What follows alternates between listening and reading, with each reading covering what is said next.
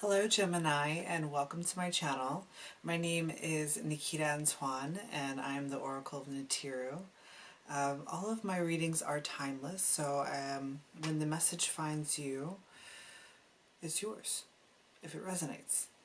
And as always, there's a thread of fate that exists between all of my readings, regardless of their category in the zodiac. So if a message calls to you, watch it anyways, because there might be something in there for you. I'll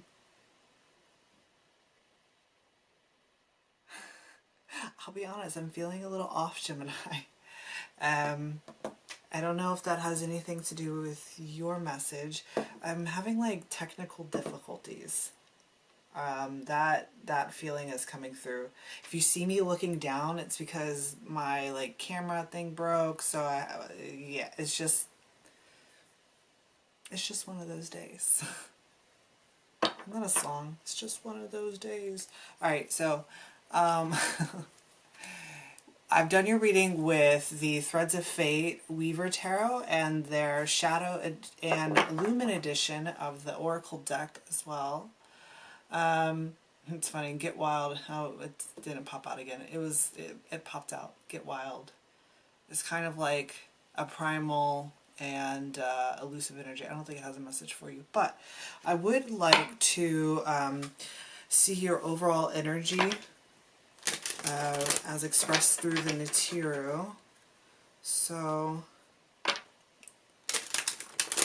there's a very curious energy. It's like something has lit your fire. You've found inspiration somewhere, and it's like it's going great. And then all of a sudden, there's a roadblock, like towards the very end of your reading. So we'll see what that's about. Can I get a overall energy for the collective of Gemini? There we go.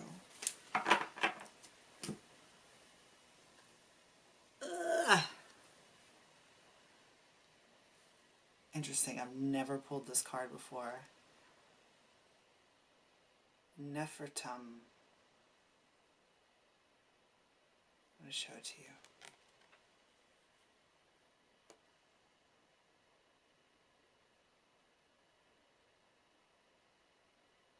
Nefertum. So, what is... Ooh, that's interesting. What's immediately popping out to me is that he is holding a lotus right there up at the top in like this little energetic bubble. And then down at the bottom, what was kind of fascinating me is this, it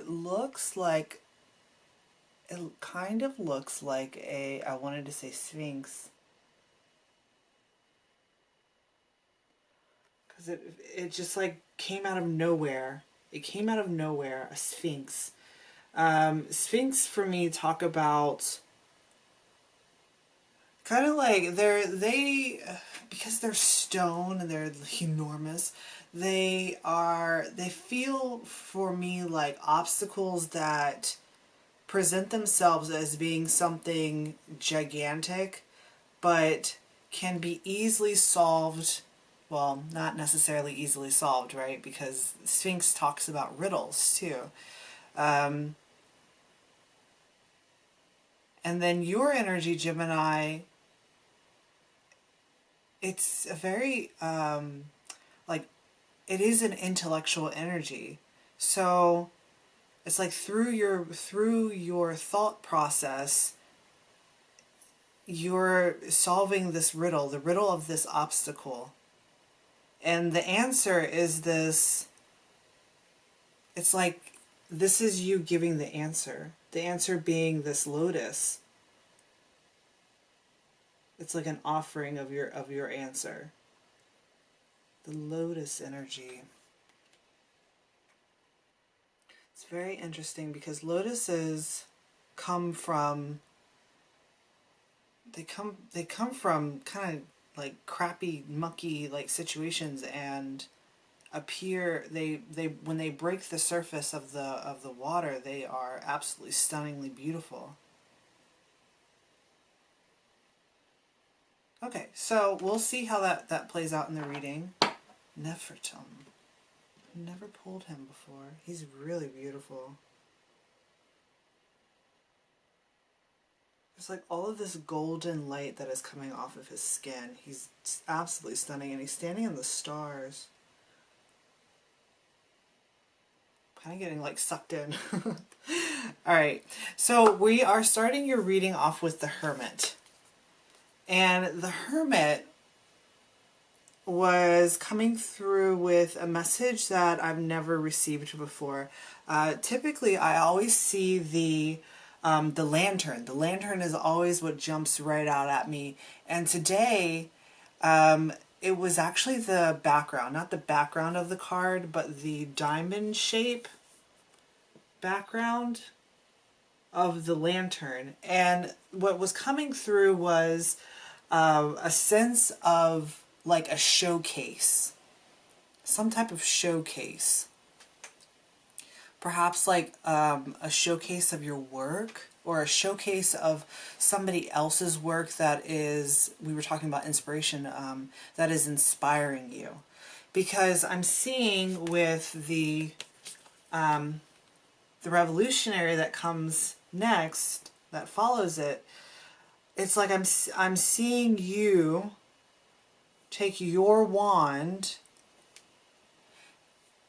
It's like you have opened up the showcase of somebody's work, and you're like kind of like picking through it energetically, and you are acquiring and pulling out the gems of their like inspiration. And it's like you are taking, it's like you're opening the door of this lantern, and you're taking your I don't know, like, what do you call those things, like a thing that lights, that it's not a match, it's like something to carry, your torch, right? You yourself have a torch, and you're looking for the inspiration. It's kind of like an Ace of Wands energy. But the thing is that your torch isn't lit yet, so you are dipping it into this, whatever this Hermit energy represents for you, and are lighting your torch from that. And you're taking the light, that inspiration, and it's kind of like it's fueling your energy, because here you are presented as the lovers. And what I'm seeing is, if I can hold these guys up straight, I'm seeing you're coming, you have your torch that isn't lit, you're lighting it with this, do you see this star here? With this lantern, and then you're bringing it over into your energy, and it's lighting up your inspiration. There's some type of showcase that you have that has caught your eye, right? This is even like a showcase energy that has caught your eye. Like the lantern is, not the lantern, the lotus is presenting itself as a showcase. And it's caught your eye, and you're pulling this inspiration from it to, it's like you're feeding off of the energy. It's inspiring you. And the inspiration that you are experiencing is coming in as the Conqueror of Cups. And this is your, I believe this is your energy as well.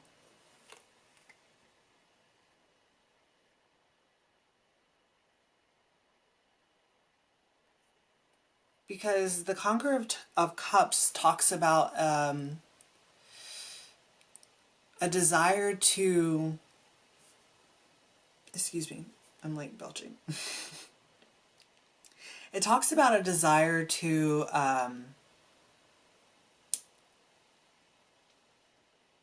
like acquire a new emotional depth through an active energy. So it's like going out.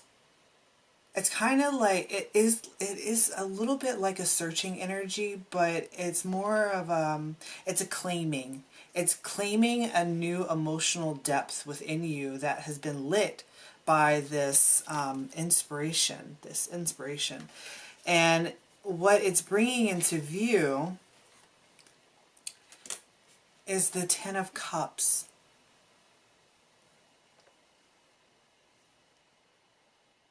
Very interesting, because right before I was doing your reading, I know I say very interesting a lot. Right before I was doing your reading, I took a nap with my cat. And what I suspected to be my brother's face, my brother is a Gemini, and his face just popped up right in front of me. But he actually appeared as like a 3-year-old child, a 3 or 4-year-old child. Really playful, like very bubbly cheeks. And it's kind of weird because like me and my brother were not together when he was 3 or 4. Like my parents had separated. So like my brother lived with my dad and then I lived with my mother. So we kind of had a very, it wasn't, you know what, it really wasn't this Ten of Cups energy. But I don't know what that has to do with this. Okay, that has to do with this because I was seeing, okay, so inside, let me show you really quickly. Inside the Ten of Cups, it's really subtle. I hope that you can see it. There are these little, like, child hands inside of adult hands. And it's talking about having the emotional fulfillment that you get from like familial ties, ties to your children, ties to younger people. It's really actually just coming through as like children, a child.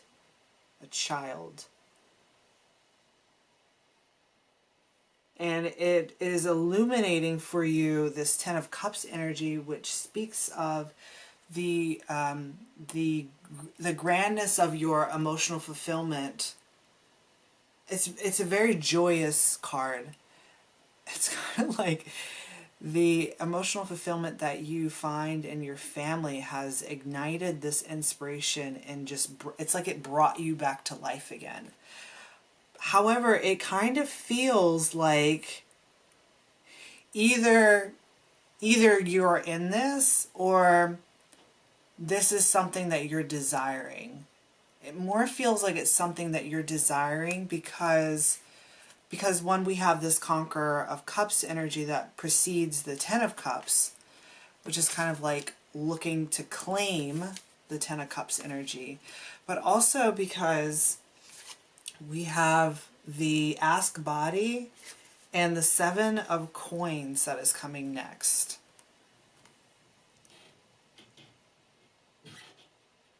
And this is speaking about, you know, I saw this actually as, you know, it's really interesting because the Hermit, which I was talking about, this showcase energy, is above the Ask Body and Seven of Coins.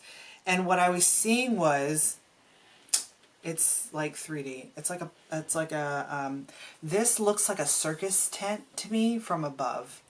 So it's like I'm seeing you as this Jaguar energy. Jaguar for me talks about intuition and the ability to move through the veil. But it's speaking, it's like you are in this circus tent. It has a trapped energy. It's like you're just kind of walking around in circles in this. It's like an animal in a zoo. It's like you're walking around in circles in this showcase. I mean, and we were talking about someone else's um, showcase inspiring you. So you're walking around in circles in this showcase.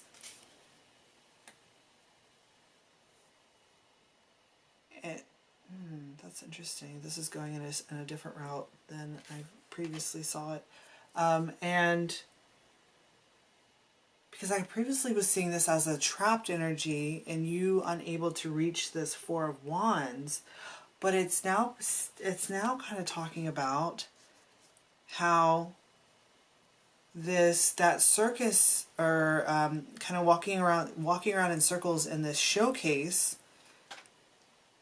I mean, maybe you're at like a museum or something, and it's pulling this Four of Wands into view.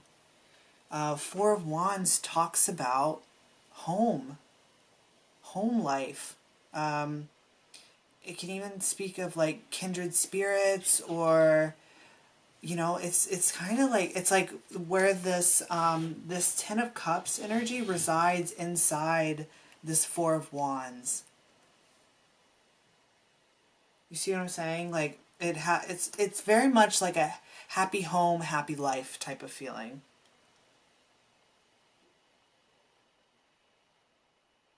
But I'm then still it's almost, it's like it's pulling this emotion out of you, but I don't, with this energy, it's like I'm not seeing that you're in it, because the Seven of Coins talks about kind of like an overhaul, right? It could be like an overhaul of your family dynamics.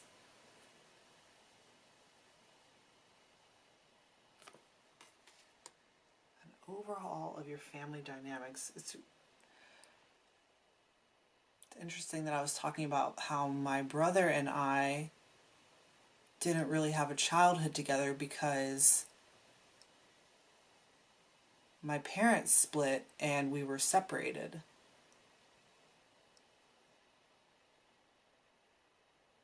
And what's even more curious is that we're so close in age that a lot of people actually thought that we have a twinning.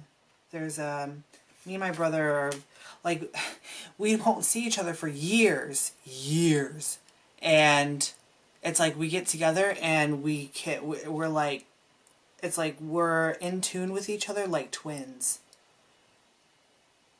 It's like twins being separated. Or that could even be your energy being the twins separating.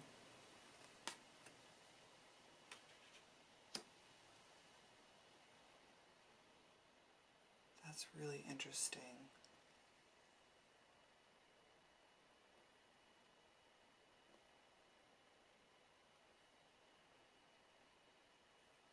So what I'm seeing next is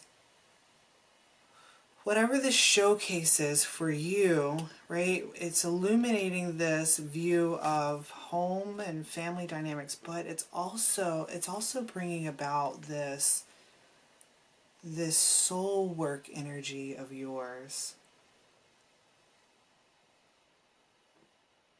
And I usually see this as purpose, but now it's wanting to present as something that, like, something within your soul that you need to work on, that needs to be joined together, right? Because the Lovers is coming above this, and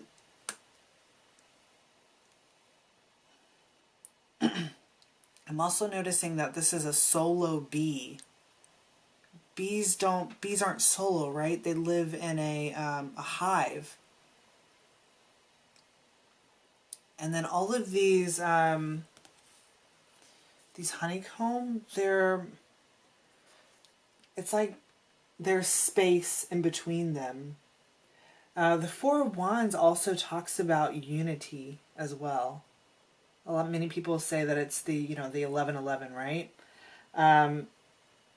So it's interesting. There's like a split that is happening in your energy that is preventing this unity from coming forth, and the okay, that will come up later. All right. So what I'm seeing next is, right, we have this, there's this high sage energy of yours and this strength. And what I noticed is that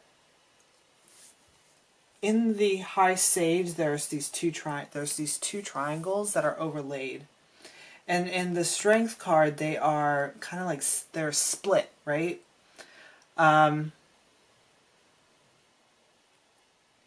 And what was coming through was that it's like this inspiration or this showcase that you've witnessed is opening your vision, because this is like it almost feels like a sticker. It's like there's a sticker or something over your vision that is like causing a blockage in your perception. And so when you see this showcase and it inspires you, it's like this sticker is being peeled off and it's flipping up. Do you see how so it's kind of like, it's like the mirror of your strength, because this is it's now becoming like a mirror image. The mirror of your strength is your sight. It's like you are seeing this showcase. It's like you're seeing yourself. You're seeing yourself. It's almost as if it's like you are just so transfixed.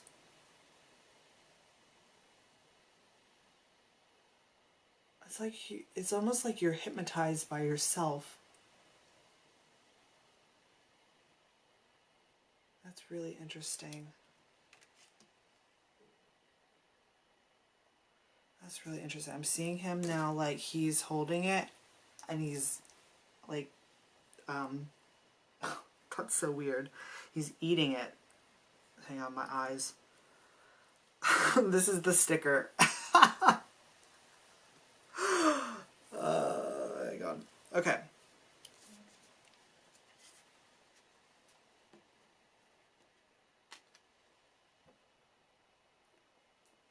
It's like it needs to be opened up. It needs to be opened up. But I think that is naturally happening. It's not something that, it doesn't feel like it's something that you have to do. It feels like something that is happening naturally. And I'm being taken back to that Get Wild card, which is a very natural and primal thing, right? So it's like it's happening like in line with the course of nature. It's interesting because the Strength card talks about coming in line with nature, right? We have in the traditional tarot, the Strength card presents itself as a woman who has tamed a beast in a way, and she's able, right? Here we go. Tamed the beast. We had like a circus energy that was going on here.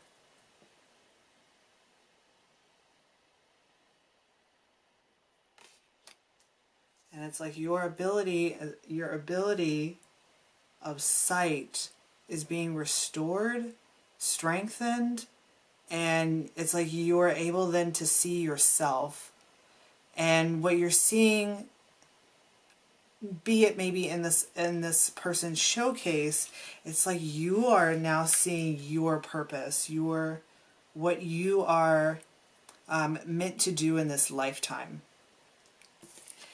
And what I was saying was going to come out later was what I'm noticing is this bee has a diamond at the center, at its center.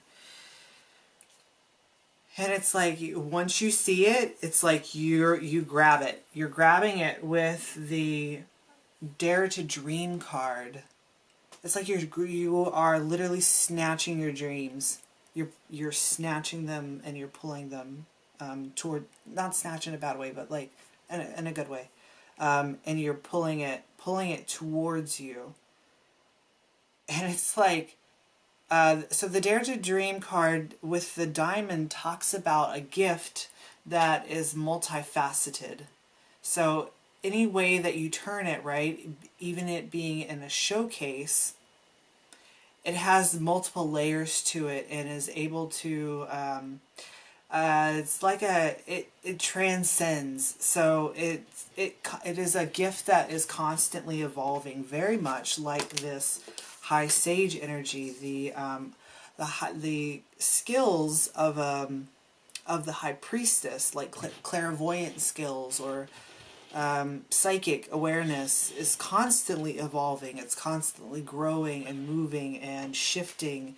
It's not an energy that is stagnant. And I'm pulling him back because the lotus grows from stagnant waters, right? It kind of grows in like swampy areas.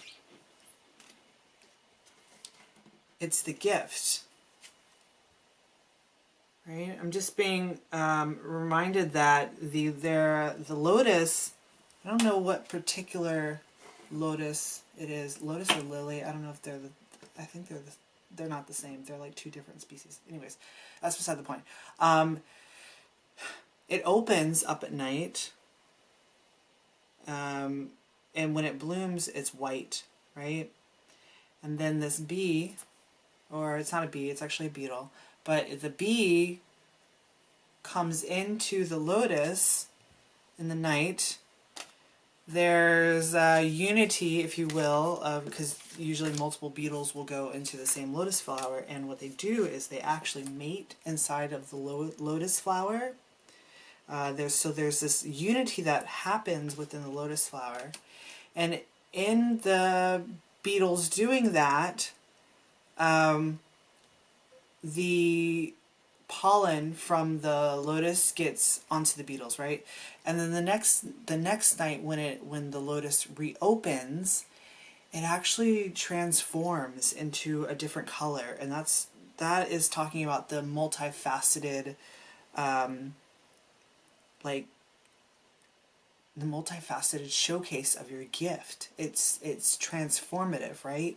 And that is what releases the beetles to go and then pollinate other lotus flowers to produce more showcases. Very interesting. This is really interesting. So, I'm seeing you, it's like you're harnessing this this gift of yours, and you are off. You're like you're off. You're dead set off, and off to the races, right? And with the Seeker of Wands in it, this is like, the Seeker of Wands is one of my favorite cards because it talks about your identity. It also speaks about non-verbal communication to others through your through nonverbal body cues. It can be like through your clothing, because I always see the hat up here. That's interesting because your hat also talks about your purpose too.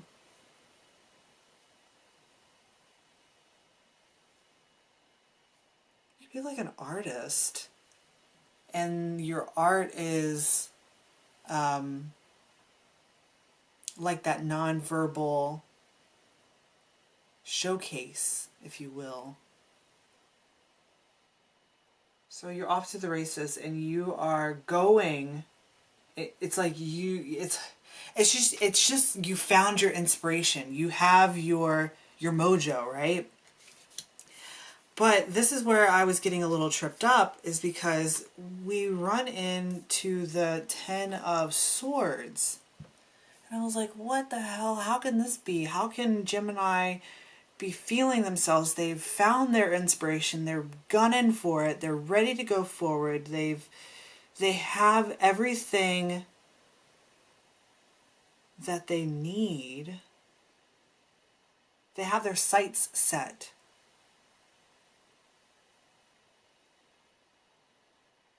But I'm now being taken back to, there's like a component that is missing. This Ten of Cups component.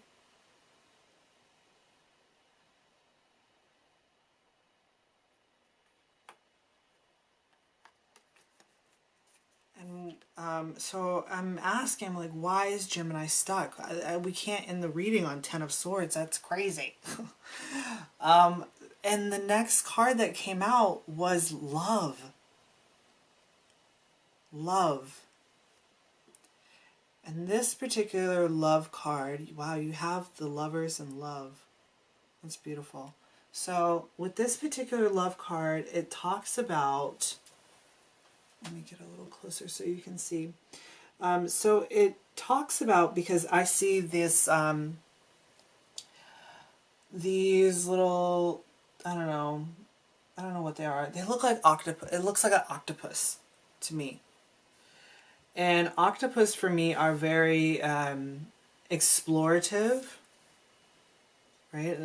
It's an explorative energy, and what they explore, what this card is talking about in the exploration is the, so it comes as the exploring the boundaries of love and understanding that there are no boundaries to love, that it's boundless. And there's a mirroring that is happening in these cards here. Like, look at the hands. Like, in these hands, they're being, stabbed, right? But these hands are clear and free to explore. But these are like tied down. I mean, the Ten of Swords does talk about betrayal.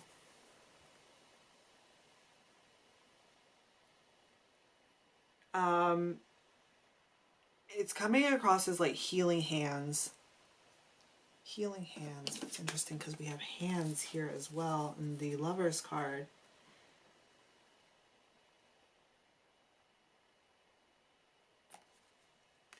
It's actually like tripping me up. Like, I kind of am not understanding why this is in existence. Why is this even here?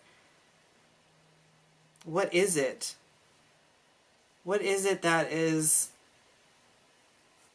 causing your hands, your healing hands, to not be able to explore the boundlessness of love?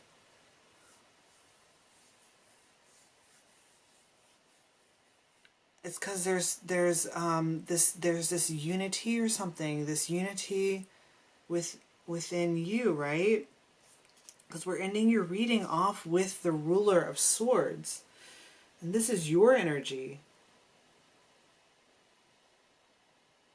This is clarity of thought. Clarity of, I mean, it's total Zen thought. Okay, now I'm understanding. So it's like, it's total Zen of thought, but however, it lacks emotion. And that's what you're looking for. That's what you're trying to claim, right? With this Conqueror of Cups and this Ten of Cups. It's like, this is what that missing component is. And there needs to be a unity between the sword energy and the cup energy. And this is that unity that's happening. The sword energy and the cup energy. Whoa, that's cool. Okay, so in these hands, we have the leaves, right, of the rose, the sword energy. There's thorns there, right? And then the rose, the actual rose cups, the cup energy is talking about there a unity between your cup and your sword energy, right?